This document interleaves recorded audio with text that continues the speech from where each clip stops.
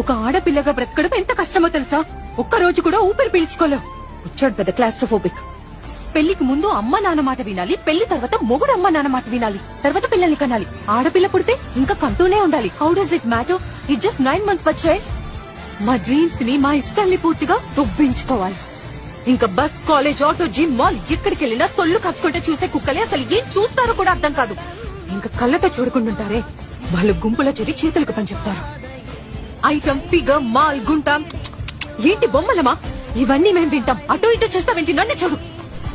45 degrees ఎండలో బయటకు వెళ్లాల్సి వస్తే పేరెంట్స్ ఏమంటారో తెలుసా? అమ్మ ఫుల్ స్లీవ్ చుడీదార్ వేసుకుని వెళ్ళు, లేదంటే అబ్బాయిలు ఏడిపిస్తారు అని. దానికి మేమే చేయాలి? పాప్కార్న్ ల వేడికి బర్స్ట్ అయిపోవాలా?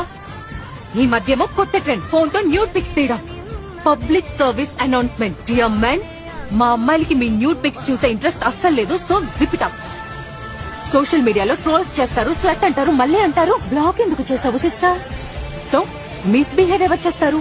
అబ్బాయిలు. ఎవరు వెంటపడి ఏడిపిస్తారు? అబ్బాయిలు. హెరాస్ ఎవరు చేస్తారు? అబ్బాయిలు. కానీ ఇక్కడ ఎవరు ఫ్రీడమ్ దొబ్బింది? మా అమ్మాయిలది.